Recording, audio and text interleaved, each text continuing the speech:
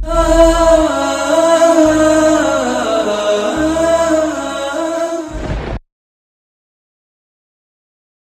الحمد لله نحمده ونستعينه ونستغفره ونؤمن به ونتوكل عليه ونعوذ بالله من شرور أنفسنا ومن سيئات أعمالنا من يهده الله فلا مضل له ومن يضلل فلا هادي له وأشهد أن لا إله إلا الله وحده لا شريك له وأشهد أن محمدا عبده ورسوله أما بعد فإن خير الحديث كتاب الله وخير الهدي هدي محمد صلى الله عليه وسلم وشر الأمور محدثاتها وكل محدثة بدعة وكل بدعة ضلالة وفي رواية وكل ضلالة في النار فأعوذ بالله من الشيطان الرجيم بسم الله الرحمن الرحيم سبح اسم ربك الأعلى الذي خلق فسوى والذي قدر فهدى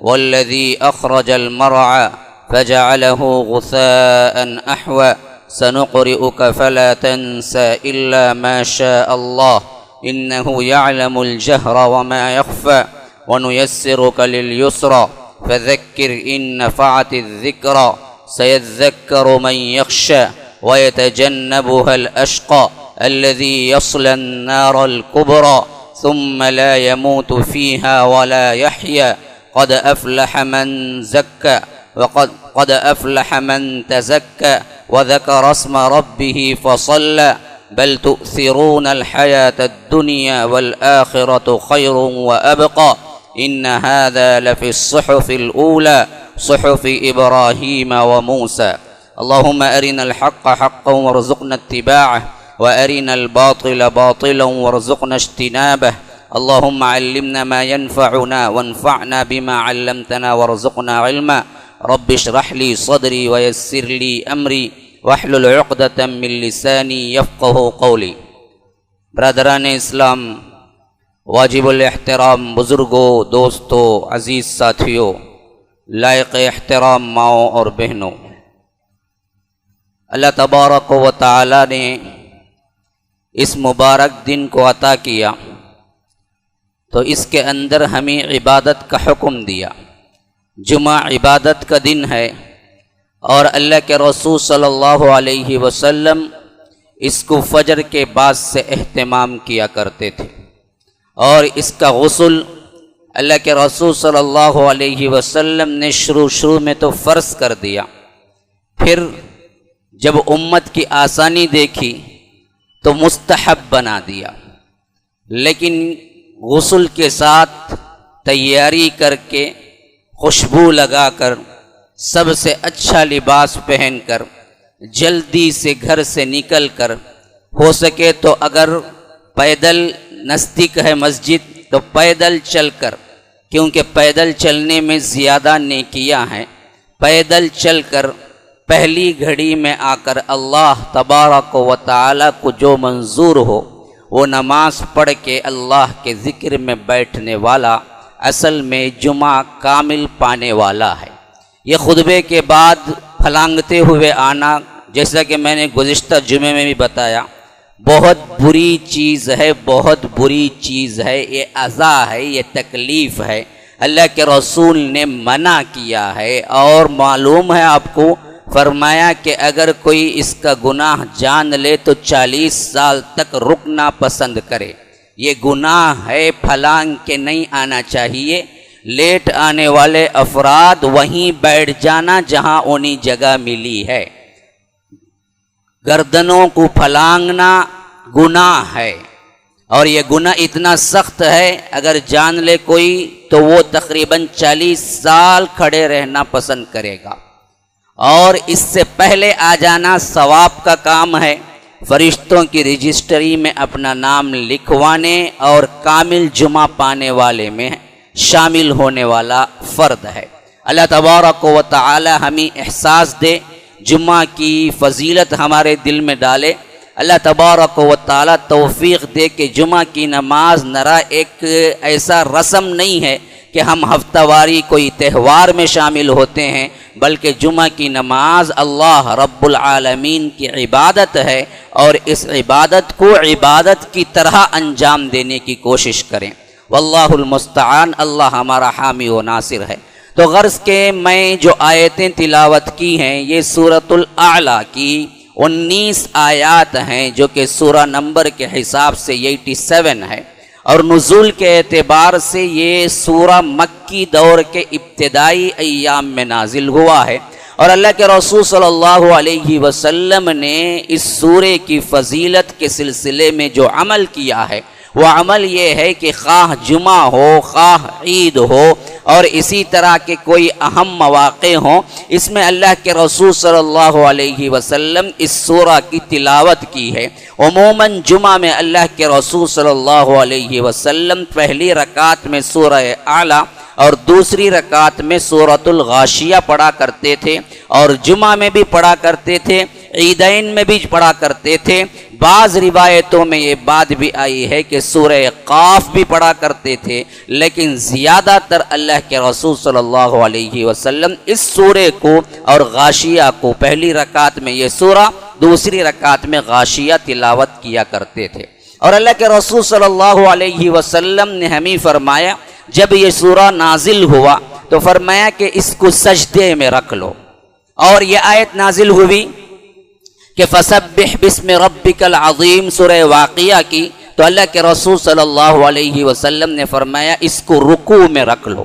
یعنی معلوم ہوا کہ رکوع کے تسبیحات کو اللہ تبارک و تعالی نے قرآن میں بیان کیا ہے، اور بعض بدبخت ایسے ہیں جو 2 رکعت نماز قرآن میں نہیں ملتی یا 4 رکعت نہیں ملتی کا نعرہ لگاتے ہیں، جن کو قرآن کا واسطہ ہی نہیں ہے، جن کو قرآن قاف سے ہے یا خا سے ہے یہ تک نہیں معلوم ہے۔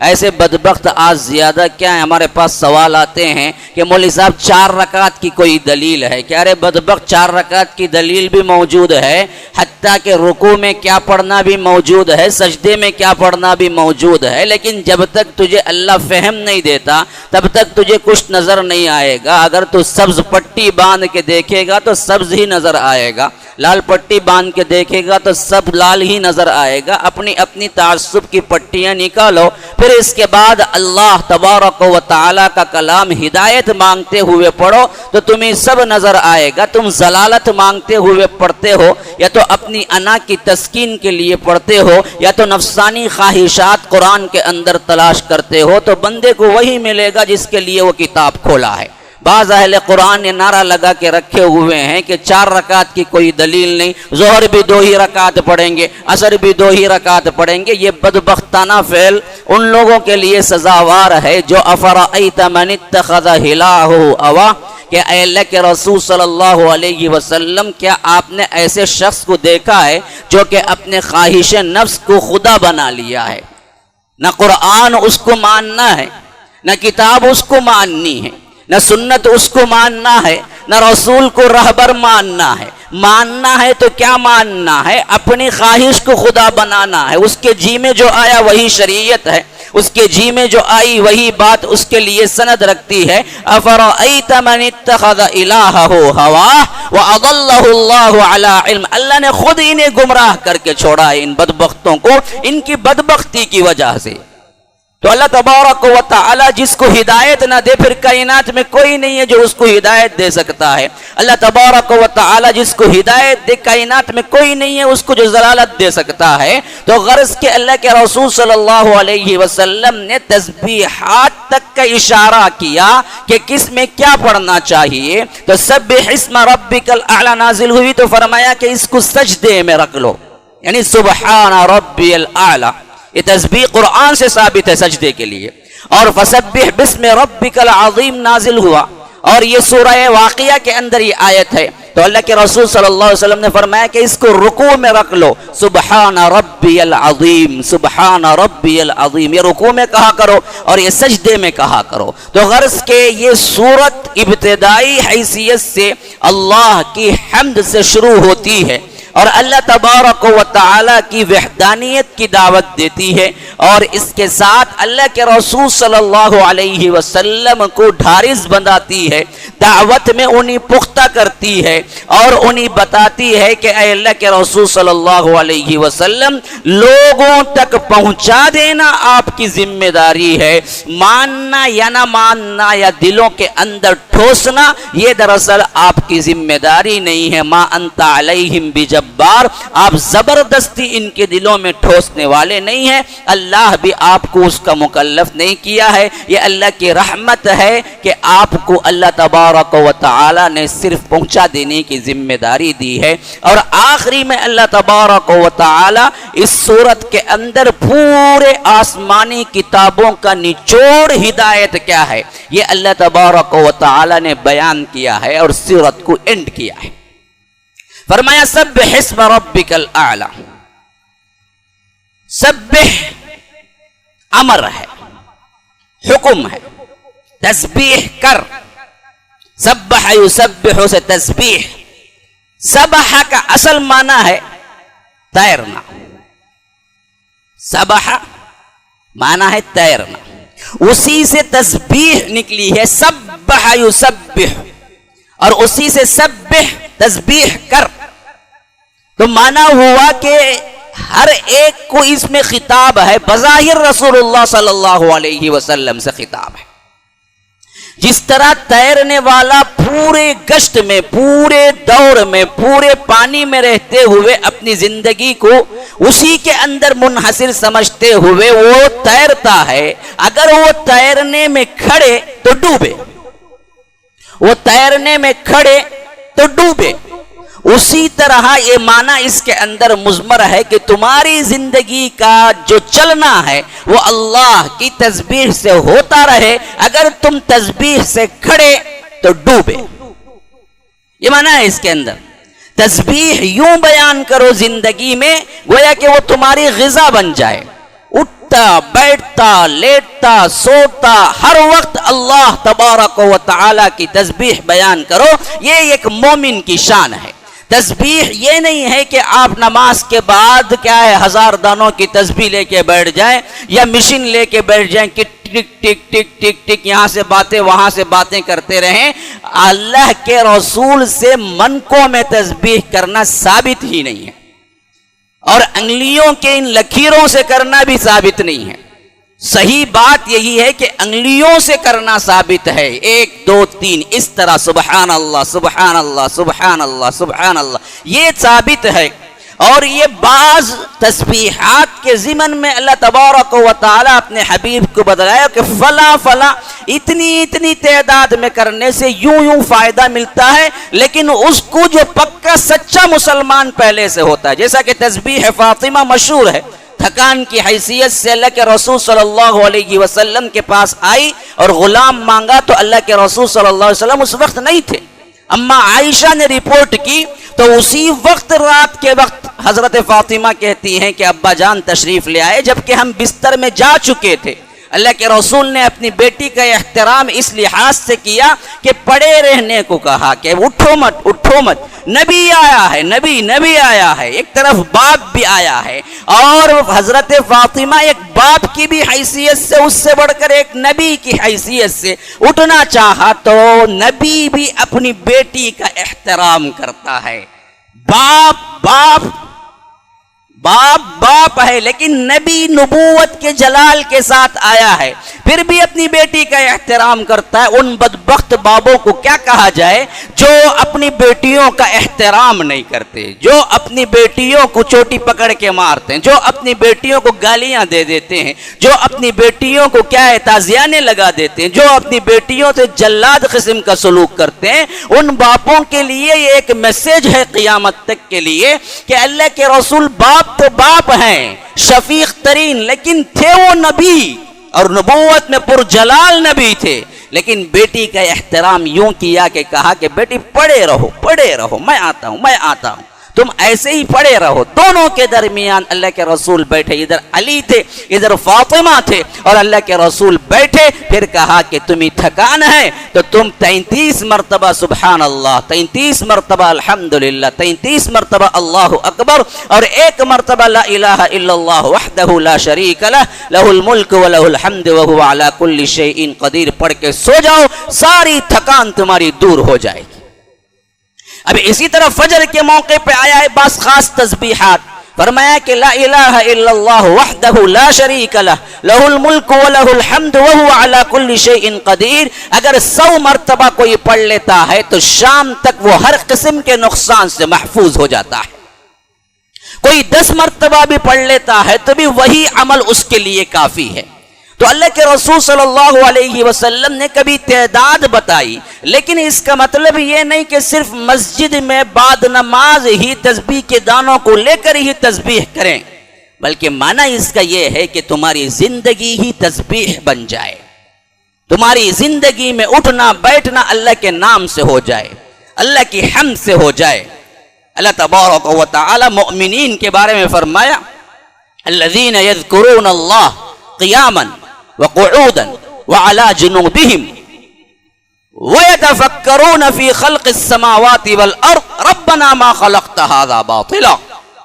اللہ کے بندے وہ ہوتے یذکرون اللہ, اللہ کا ذکر اللہ کی تسبیح بیان کرتے رہتے ہیں. کب؟ قیاما کھڑے ہوئے ہیں اس وقت بھی, قعودا بیٹھے ہوئے ہیں اس وقت بھی, وعلی جنوبہم پہلو کے بل لیٹے ہوئے ہیں بستر پہ بھی اس وقت بھی. حتیٰ کہ ان کی تسبیح کے اندر کا تفکر, اللہ کی محبت, کائنات کی خلقت, یہ دیکھتے دیکھتے کرتے کرتے اس وجہ اس درجہ پہنچ جاتے ہیں بلند کہ خود پکار اٹھتے ہیں کہ ربنا ما خلقت ھذا باطلا, اے اللہ یہ کائنات تو نے باطل ہرگز نہیں پیدا کی, کھیل مذاق نہیں ہے, ایک دن تیرے پاس مجھے پیش ہونا ہے. سبحانک, اللہ تو پاک ہے, بے عیب ہے. وقنا عذاب النار, اے اللہ جہنم کی آگ سے ہمیں بچا دے. یہ اللہ کے بندوں کا ایک شیڈول ہے, ایک نمونہ ہے کہ یوں تسبیح اپنی ذکر کے اندر اپنی زندگی کے اندر لاؤ. تو یہاں اللہ کے رسول کو فرداً حکم ہے, امر کا صیغہ, لیکن یہ اللہ کے رسول کے واسطے خاص نہیں ہے, ہر ایک مسلمان کو فرداً فرداً حکم ہے. سبح, تسبیح بیان کر. اسم ربک الاعلی, کس کی تسبیح بیان کر, کون سی تسبیح بیان کر؟ پیسہ پیسہ پیسہ پیسہ اس کی تسبیح بیان کر. ہاں, غوث غوث, عبد القادر جیلانی, کالیشا ولی, اس کی تسبیح بیان کر. اپنے خواہشات کی تسبیح بیان کر, اپنے دوست کی تسبیح بیان کر, اپنی محبوبہ کی تسبیح بیان کر. نہیں نہیں نہیں, اسم ربک الاعلی, اس اسم اس نام کی تسبیح بیان کر جو کہ بڑا ہی شان والا ہے.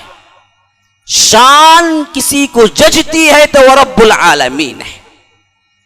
اللہ تبارک و تعالی کبریائی کے لحاظ سے بلند تر ہے. اگر کبریائی کسی کے لیے سزاوار ہے تو وہ رب العالمین ہے. فخر کسی کے لیے سزاوار ہے تو وہ رب العالمین ہے. اونچائی کسی کے لیے سزاوار ہے تو وہ رب العالمین ہے. شان کسی کے لیے جچتی ہے تو وہ رب العالمین ہے. ہم سب فقیر ہیں, ہمارا کوئی نہیں ہے, نہ عزت ہماری ہے, نہ شان ہماری ہے, نہ تکبری ہماری ہے. یہ سب کا سب بربادی ہے. ہماری اصل عظمت یہ ہے کہ ہم بندے فقیر بن جائیں اللہ کے آگے. یا ایھا الناس انتم الفقراء الی اللہ, اے لوگو اللہ کے نزدیک سب فقیر ہو. ہاں, ان اللہ هو الغنی الحمید, یہ رب العالمین ہے جو غنی بھی ہے, اپنے آپ میں محمود بھی ہے. تمہارے تعریفوں کے لیے بیٹھا نہیں ہے, تمہارے تعریفوں کو گن نہیں رہا ہے, تمہارے تعریفوں سے اس کی عزت نہیں بڑھ جاتی, وہ اپنے آپ میں محمود ہے. ان اللہ هو الغنی الحمید, وہ سزاوار حمد ہے, تم کرو یا نہ کرو.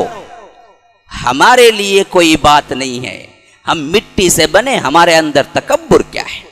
ہماری غذا اللہ کے رسول صلی اللہ علیہ وسلم کے خلیفہ خاص کر حضرت علی جو فصیح البیان تھے، وہ کہتے کہ انسان کس پہ تکبری کرتا ہے، کس پہ فخر کرتا ہے، اس کا انتہائی بہترین غذا اگر دیکھا جائے تو وہ شہد ہے، وہ ایک مکھی کے پیٹ کا لعاب گندگی ہے، اور انتہائی لباس میں اگر اس کو دیکھا جائے تو وہ ریشم ہے، وہ بھی ریشم کے کیڑے کی گندگی ہے۔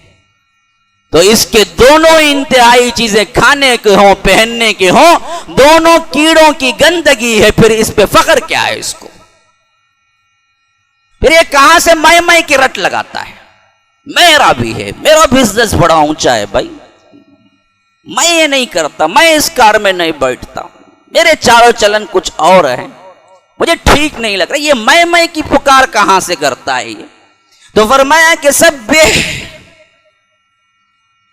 بیان کر تسبیح اسم ربک الاعلی، جو اعلی ہے، ادنا نہیں ہے، اعلی ہے، سبحان ربی الاعلی۔ اس کا جواب اللہ کے رسول صلی اللہ علیہ وسلم دیا کرتے تھے، سبحان ربی الاعلی، پاک ہے اللہ تو اعلی ہے، سبح اسم ربک الاعلی۔ کون ہے یہ اعلی رب؟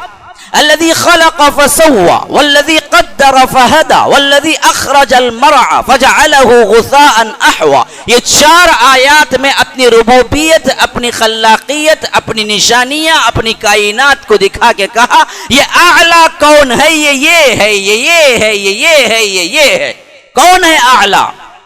سبح اسم ربک الاعلی الذی خلق فسوى، وہی اعلیٰ ہے رب جس کی شان بڑی ہے، جس نے تمہیں پیدا بھی کیا برابر بھی کیا۔ پیدا کر کے پلاسٹرنگ کے بغیر باہر نکال دیتا تو ایک دوسرا دیکھتے ہی ڈر کے بھاگ جاتا۔ ہڈیوں کا ڈھانچہ دیکھ کے رات میں انسان ڈر کے پاگل ہو جاتا ہے۔ کوئی تو کیا ہے، پینٹ گیلی کر لیتے ہیں خالی دیکھ کے، خواب میں دیکھا تو بھی انہیں۔ اگر اللہ ان کو برابر نہ کرتا، اوپر گوشت نہیں دیتا اور یوں ہی ہڈیوں سے نکال دیتا، تمہاری حالت کیا ہوتا؟ اس لیے فرمایا کہ خلق فسوى، پیدا بھی کیا برابر بھی ٹھیک ٹھیک رکھا تمہیں، یہ نہیں کہ اوپر نیچے کر دیا۔ اگر ہاتھ کیا ہے نیچے دے دیتا، پیر اوپر دے دیتا، ذرا مذاق بن جاتا نا۔ پورا دھڑ تو سیدھا دیا اور کیا ہے آپ کا سر پیچھے الٹا دے دیا تو آپ چلتے کیسے؟ پیچھے چل کے نیچے گرتے یا چل کے آگے جاتے؟ اگر اللہ تبارک و تعالیٰ یہ ناک فلیٹ کر دیتا، ناک کی جگہ کچھ نہیں ہے، اور ناک سر کے پیچھے دے دیتا تو کانگئی کیسے کرتے اور لگتے کیسے؟ ذرا سی ناک چپٹی دے دی انڈونیشیا والوں کو، صورت دیکھیے کیسے لگتی ہے، عجیب و غریب لگتی ہے، ہنسی روکنے نہیں پاتا۔ اللہ کی مخلوق ہے، خاموش رہنا پڑتا ہے، لیکن ناک کی ذرا سی چپٹی ہو گئی، حالت اوپر نیچے ہو جائے، پوری خوبصورتی مان پڑ جاتی ہے، انتہائی گورے کیوں نہ ہو۔ لیکن اگر ناک چکٹی نکلی تو پھر کیا ہے، تصویر ہی الگ نکلتی ہے ان کی صورت کی۔ فرمایا کہ خلق فسوى، پیدا ہی نہیں کیا، پیدا کر کے تصویر بنائی تمہاری، تمہارے لیے پور پور برابر کیا۔ تمہارے ہاتھ کہاں ہونے ہیں، تمہاری ناک کہاں ہونی ہے، تمہارا سر کہاں ہونا ہے، تمہارے ہاتھ کہاں ہونا ہے، تمہارے پاؤں کہاں ہونا ہے، تمہارے جسم کی شکل کیا ہونی ہے، تمہارے کیسے کیسے لطف اور نازک طور پر تمہیں سیٹ کیا اور خوبصورت بنایا۔ تم پوچھ کے آئے تھے الذی خلق فسوى والذی قدر فہدى، پھر تمہاری تقدیریں بنائی، کیا کھاؤ گے، کیا پیو گے، کتنا رہو گے، کب سوؤ گے، کب اٹھو گے، تمہارا ذخیرہ کتنا ہوگا، تمہارا پیٹ کتنا کھائے گا، تمہاری سانس کتنی ہوگی، تم کیا دیکھو گے، سب تقدیریں ہم نے پہلے ہی بنائی۔ قدر فہدى، پھر راستہ بھی دکھایا، ہدایت بھی کر دی۔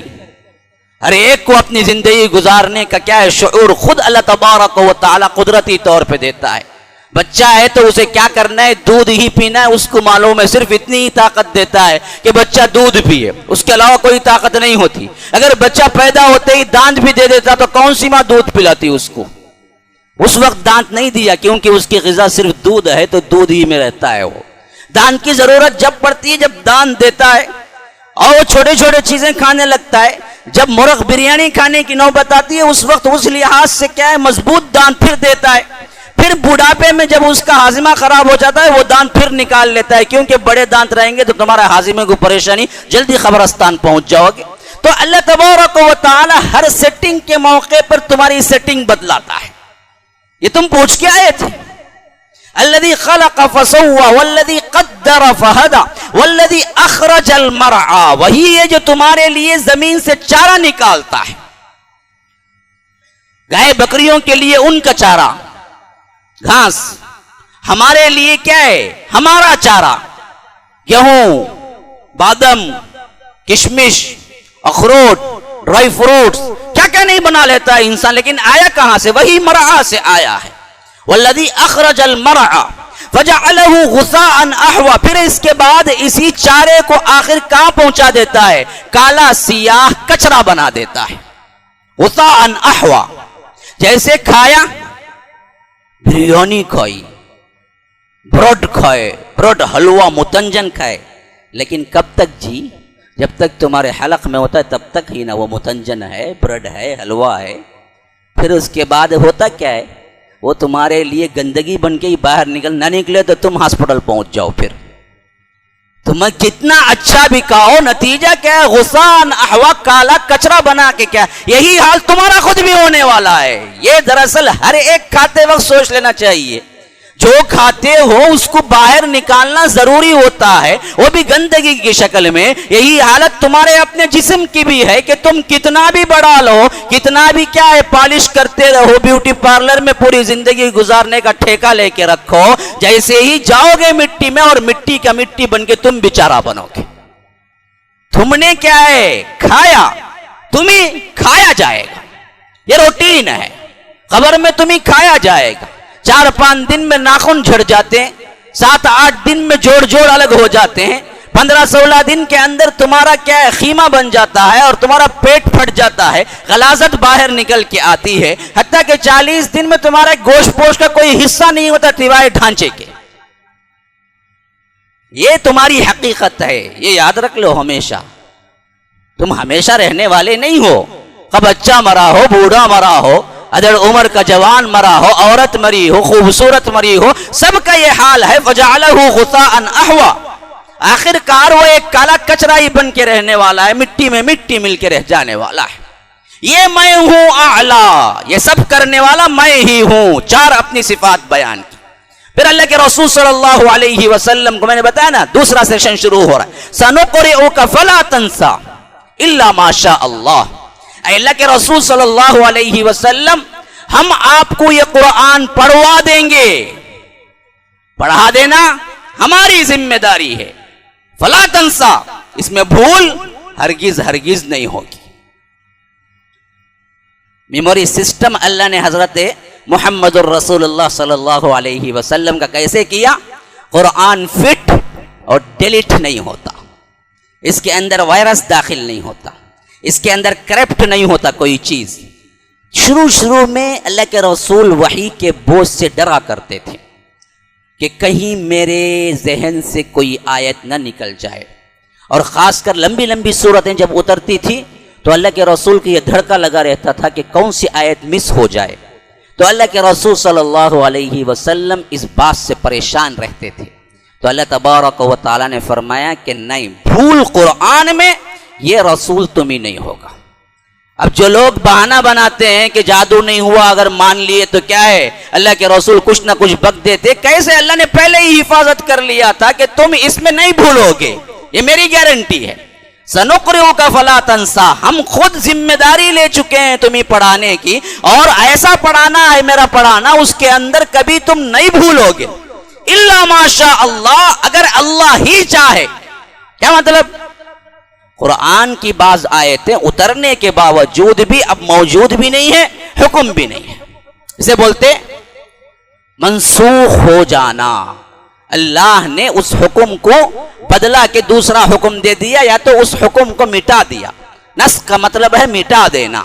اللہ تبارک و تعالیٰ اس بارے میں کہتا ہے کہ ما ننسخ من آیت او ننسیہا نأتی بخیر منہا او مثلہا. جب بھی ہم کوئی آیت، کوئی چیز، کوئی وحی مٹاتے ہیں تو اس کے برابر کی وحی دیتے ہیں یا اس سے اچھی آپ کے لیے وحی اتار دیتے ہیں.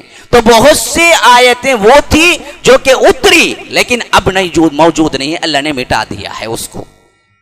احکامات بھی ختم ہو گئے، آیتیں بھی ختم ہو گئی. دوسری کیٹیگری وہ ہے احکامات باقی ہیں آیتیں باقی نہیں ہیں. تیسری کیٹیگری وہ ہے آیتیں باقی ہیں احکامات باقی نہیں.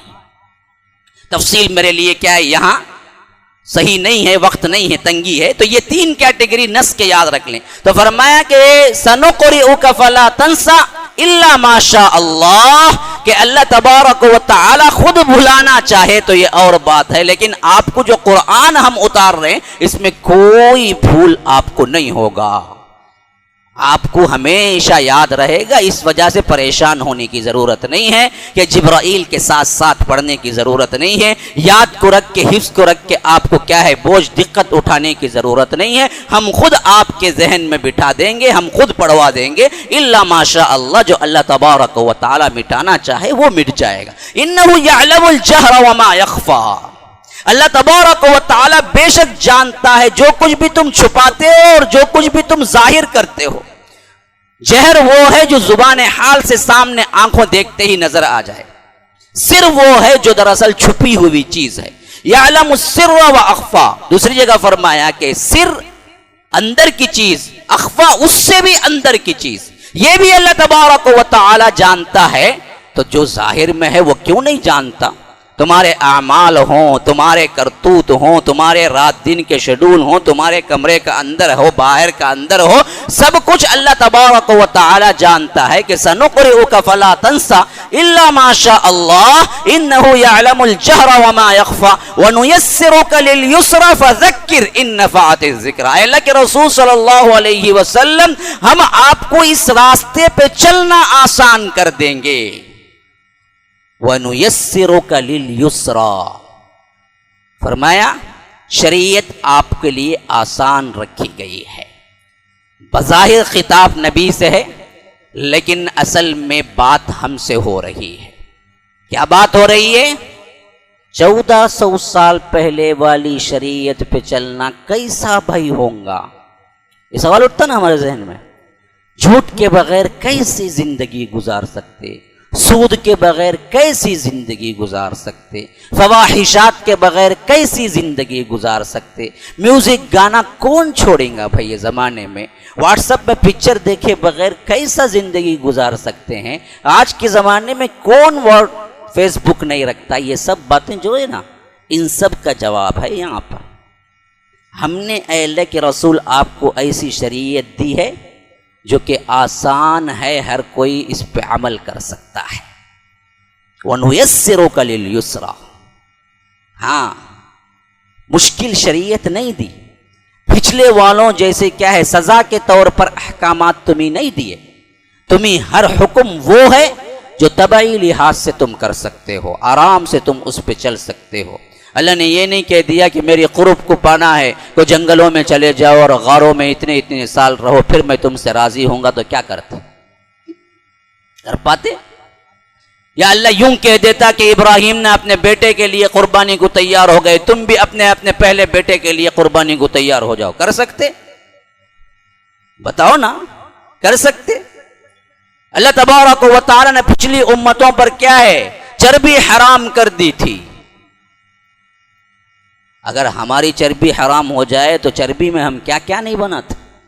گھی ڈالڈا نہیں تو کون سی بریانی پکتی ہماری؟ پہلے وہ بولو، کون سا میٹھا بنتا؟ کر پاتے؟ نہیں.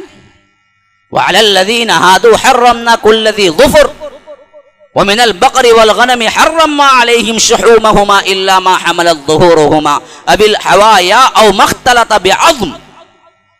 اللہ تبارک و تعالیٰ کہتا ہے کہ ہم نے کیا ہے یہودیوں کے لیے ہر ناخن والے جانور حرام کر دیے. کتنے ناخن والے جانور ہم کھاتے ہیں، لیکن اللہ کے رسول صلی اللہ علیہ وسلم نے بتایا کہ یہودیوں کو یہ سب حرام تھا. جتنی چربی ہے ہم کھاتے ہیں لیکن ان کے حلال جانوروں کی چربی بھی حرام تھی ان کے واسطے. ہفتے والے دن پورا دن انہیں بزنس سے رکنا پڑتا تھا. ہمارے لیے ایک گھڑی بنا دیا، وہ بھی کوئی رکتا ہے نہیں رکتا ہے. ہماری کیا ہے زراعت اتنی بڑی ہوئی تو ہمارے لیے آسان سے آسان تر بنا دیا. اگر گندگی لگ جاتی یہودیوں کے لیے اللہ کے رسول صلی اللہ علیہ وسلم نے فرمایا کہ انہیں اپنا کپڑا کاٹنا پڑتا. دھونے سے گندگی نہیں جاتی ان کے ہاں، گندگی لگتی تو وہ کاٹنا پڑتا پورا پورا کپڑا. اور ہمارے لیے اتنی آسانی رکھ دی کہ گندگی لگ جائے تو دھو لو، نشان باقی رہے تو بھی پرواہ نہیں، خالی دھو لینا کافی ہے۔ اور اس میں بھی ایکسکیوز اور دیا کہ جو مرد بچہ ہے اگر وہ ابھی غذا دودھ کی ہے تو اگر اس کا پیشاب وغیرہ لگ جائے تو دھونے کی بھی ضرورت نہیں ہے، چھڑکنا کافی ہے، پانی اٹھائے یوں چھڑک دیے مسئلہ کافی ہے۔ مرد بچے کے لیے الگ سے حکم دے دیا، کیونکہ کیا ہے ہر ایک کیا ہے جلدی جلدی بچوں کو لے لیتا ہے، گود میں لے لیتا ہے۔ کوئی مہمان آیا فوری طور پر گود میں لیا، بچہ پیشاب کر دیا، اب کہاں جا کے مہمان کے گھر میں وہ بدلائے گا؟ بولو، وہ کیا کپڑے ساتھ ساتھ رکھتا پھرے گا؟ اللہ نے آسانی کر دی کہ چلو دھونے کی بھی ضرورت نہیں، پانی چھڑک لو، مسئلہ ختم ہو گیا۔ حتیٰ کہ ہر ایک میں آسانی ایسی دی کہ وضو نہیں کر سکتا، کہا کہ کوئی مسئلہ نہیں، تیمم کر لو۔ تیمم میں بھی کیسا ہے، اگر مٹی کو وضو کی طرح کرنے کا حکم دیتا تو کیسا ہوتا؟ اٹھا کے منہ میں ڈال لو کچھ مٹی، اٹھا کے کچھ ناک میں ڈال لو، نہیں، وضو کی طرح نہیں دیا، صرف یہ دیا کہ ایک مرتبہ ہاتھ مارو اور ہاتھوں کو کلائیوں تک اور چہرے کو ساتھ میں پھیر لو، تمہارا تیمم ہو گیا۔ اور جتنی نمازیں تم وضو کے ساتھ پڑھ سکتے تھے اتنی ہی نمازیں، اتنا ہی وقفہ تم تیمم کے ساتھ بھی پڑھ سکتے ہو، پورا۔ اللہ تبارک و تعالیٰ نے آسانی پہ آسانی رکھی، آسانی پہ آسانی رکھی، تاکہ یہ امت لاڈلی امت ہے، محبوب کی امت ہے، اس کے خصوصیات کچھ اور ہونی چاہیے۔ اسی لیے فرمائے وَنُيَسِّرُكَ لِلْيُسْرَىٰ، ہم نے تمہیں آسان راہ بتائی، آسان شریعت بتائی۔ فَذَكِّرْ إِن نَّفَعَتِ الذِّكْرَىٰ، تو بس آپ یاد دہانی کیجئے اس کو جس کو نفع دے۔ بات یہ ہے آپ کہو کوئی نہیں مانتا ہے، آپ بلاؤ بھائی یہاں پر آؤ قرآن کا درس ہوتا ہے، کوئی نہیں آتا ہے تو ہم سمجھتے ہیں ہمیں ذلیل کر دیا گیا، کیا آپ جی انہیں بلایا؟ آیاش نہیں جی، اس پر بلاؤں گا نہیں، تمہیں فکر کرنے کی ضرورت نہیں ہے۔ تم کیوں رنجیدہ ہوتے ہو؟ تم کیوں سمجھتے ہو تمہاری ذلیل تذلیل کی گئی؟ تمہارا ثواب تمہیں معلوم ہے، تمہیں اللہ نے دے دیا ہے، بلانا تمہارا کام ہے، ان کا آنا دراصل کیا ہے، اس پر تمہارا ثواب کیا ہے، منحصر نہیں ہے، تمہیں کرتے رہنا چاہیے۔ جن سے کوئی نفع کی امید ہے کبھی مایوس نہیں ہونا چاہیے۔ فذکر ان نفعت الذکریٰ سیذکر من یخشیٰ، اور آنے کا جو اصول اللہ کے پاس ہے وہ کیا ہے، جو ڈرتا ہے اس کو اللہ ضرور لاتا ہے۔ تمہارا کہنے سے کام ختم، اب وہ آتا نہیں آتا وہ ذمہ داری تم پہ نہیں، اور اللہ کہتا ہے کہ وہ آنے کا، پلٹنے کا، یاد دہانی حاصل کرنے کا جو نقطہ میرے پاس ہے وہ کیا ہے، اگر وہ ڈرنے والا ہے اللہ سے تو اللہ تبارک و تعالی اس کو فائدہ دے دیتا ہے اس ذکر سے، اس یاد دہانی سے۔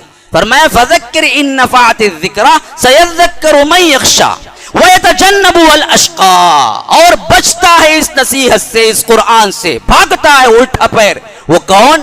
انتہائی بدبخت، اس کے علاوہ کچھ بھی نہیں۔ اللہ محفوظ رکھے، بہت سے مسلمان آج کیا ہے بڑے دھڑلے سے جواب دیتے ہیں، بھائی نماز فجر کے بعد قرآن پڑھو، بھائی درس قرآن بہت اچھا رہے گا۔ نہیں بھائی، یہ کتاب میں قرآن بھی ہے، حدیث بھی ہے۔ بعض لوگ صاف بولتے قرآن پڑھنا نہیں چاہیے مسجد میں، یہاں آپ کو فضائل اعمال پڑھیں گے۔ اللہ کہتا ہے یہ قرآن سے کون بچتا ہے، کون بھاگتا ہے، سوائے انتہائی بدبخت کے الذی یصلی النار الکبریٰ، جو بہت بڑی دہکتی ہوئی آگ میں داخل ہوگا، وہی بچتا ہے۔ قرآن سے انکار، قرآن سے پہلو تہی، قرآن سے دوری، قرآن کو روکنا اگر کوئی بندہ کرتا ہے تو یہ اس بات کی نشانی ہے کہ یہ انتہائی بدبخت ہے جو بھڑکتی ہوئی آگ میں داخل ہوگا۔ وَيَتَجَنَّبُهَا الْأَشْقَىٰ الَّذِي يَصْلَى النَّارَ الْكُبْرَىٰ ثُمَّ لَا يَمُوتُ فِيهَا وَلَا يَحْيَىٰ، پھر وہاں نہ زندگی ہے نہ موت ہے، نہ مرے گا نہ جیے گا، تڑپ تڑپ کے رہے گا۔ یہ جہنم کون سی بلا ہے، یہ کون سی جگہ ہے، یہ کون سی خطرناکی ہے؟ لا يموت فیہا ولا یحییٰ، نہ موت ملے گی نہ زندگی ملے گی، نہ زندہ رہو گے نہ مرو گے، بلکہ تڑپتے رہو گے، تڑپتے رہو گے، تڑپتے رہو گے۔ سزا کیا ہے؟ قرآن سے دوری، قرآن کو روکنا۔ مسلمانوں یہ بہت بڑی بات ہے اللہ کے سامنے، یہ بہت بڑی جرات ہے جو لوگ کہتے ہیں قرآن ہمیں نہیں پڑھتے۔ بھائی قرآن نہیں پڑھنا، بہت سے علماء ایسو کہتے ہیں عوام قرآن نہیں پڑھنا، کیوں نہیں پڑھنا کہتے؟ 13 علم ہونا کہتے، اور ایک بعض علماء کہتے نہیں 17 علم ہونا کہتے، اس کے بعد قرآن پڑھے تو سمجھ میں آگا کہتے۔ ایک مسلمان کو 17 علوم ہونا پھر قرآن پڑھے تو سمجھ میں آنا، اگر یہ مان لیا جائے تو پھر یورپین کنٹریز پہ دھڑا دھڑ جو مسلمان ہو رہے ہیں ہر دن اور قرآن پڑھ کے، ان انگریزوں کو تو اللہ تبارک و تعالیٰ قرآن کی سمجھ دے دیتا ہے، مسلمان ہو جاتے ہیں، اور جس گھر میں پیدائشی مسلمان ہو کے انسان بنا ہے اس کو کہتے ہو تم 17 علوم چاہیے، تو پھر انہیں سمجھ کیسے آئی بات، وہ کیسے مسلمان ہوتے ہیں؟ تو معلوم ہوا انگریزوں تو بھی بدتر ہو گئے ہم اللہ کی نظر میں، وہ پڑھتے ہیں تو ان کو سمجھ آتی ہے، ہم پڑھتے ہیں تو کہتے ہیں ہمیں سمجھ نہیں آتی، ہمیں سمجھنا نہیں ہے، یہ ڈوغلاپن ہے، یہ عوام کو دھوکہ دینا ہے اپنی چاندی بنانے کے لیے۔ کب تک قرآن نہیں پڑھے گا ان کے جال میں رہے گا، جی حضوری کرے گا، بیٹھو بولے تو بیٹھے گا، اٹھو بولے تو اٹھے گا، لاکھو ڈالو بولے تو پورا کمائی لاکھو ڈالیں گا، پڑھ لیا تو کیا بولیں گا، کائی کو حضرت تم نہ دینا، میں ڈائریکٹ اللہ سے تعلق رکھتا نا، تم نہ کہیں دینا پوچھیں گا۔ اس کے بعد سے ہمارے لوگ دیتے نہیں، دیو دیو بولے بھی ٹھیک ہے، تو ہمیں سب ڈائریکٹ لنک میں ہی، ہاں تو یہ چیز نہیں ہے، یہ چیز نہیں ہے۔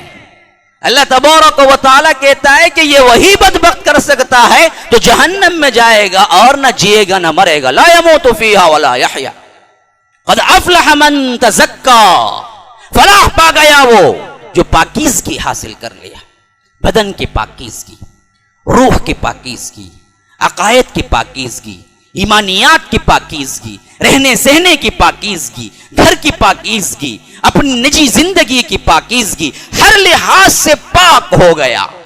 قد افلح من تزکا وذکر اسم ربہ فصلی، اللہ تبارک و تعالی کے اسم کا، نام کا ذکر کرتا رہا اور نماز پڑھتا رہا۔ یہ دو بات ہے، من تزکا وذکر اسم ربہ فصلی۔ نمبر 3، بل تؤثرون الحیات الدنیا، اس دنیاوی زندگی کو تم زیادہ ترجیح دیتے ہو، والآخرۃ خیر وابقا، حالانکہ آخرت اس سے بہتر ہے اور پائیدار ہے، ہمیشہ رہنے والی ہے۔ ان ھذا لفی الصحف الاولی، یہی وہ باتیں ہیں جو اس سے پہلے کی آسمانی کتابوں میں اللہ نے بیان کی ہیں، صحف ابراہیم و موسیٰ، موسیٰ کے صحیفوں میں بھی، ابراہیم کے صحیفوں میں بھی۔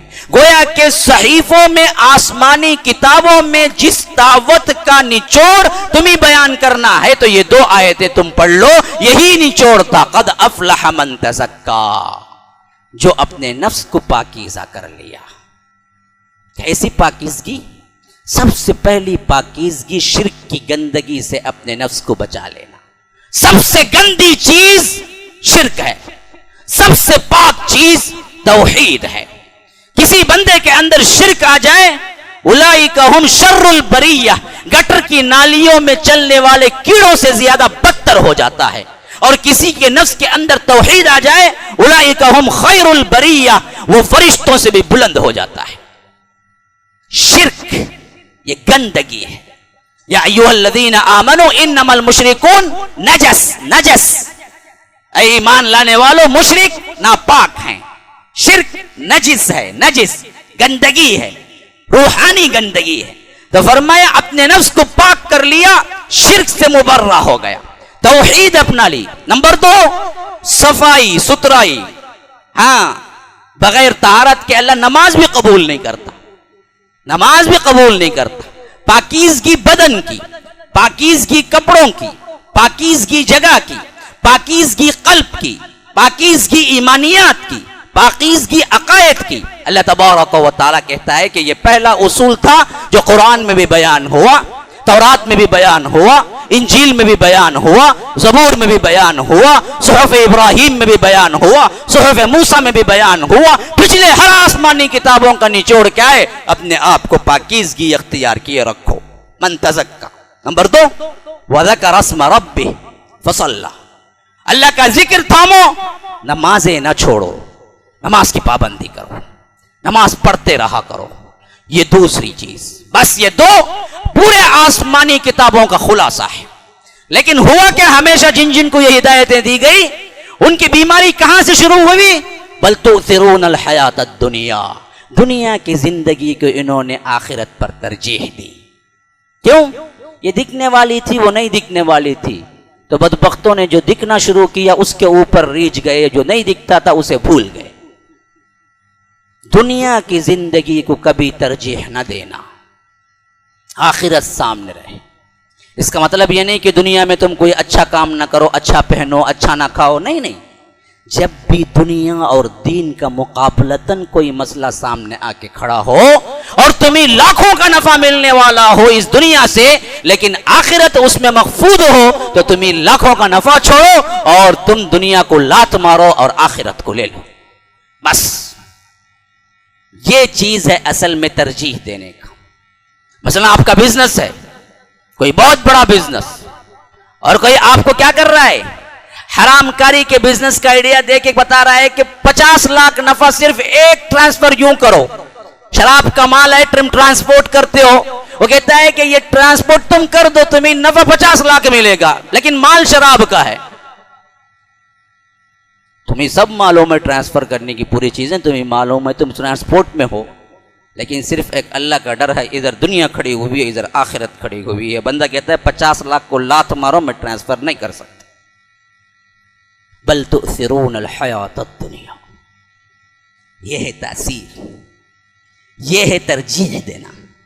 دنیا اور آخرت کا مقابلہ اگر یوں آ کے کھڑے 50 کروڑ بھی تمہیں مل رہے ہوں، بندہ کہے کہ نہیں جی نہیں۔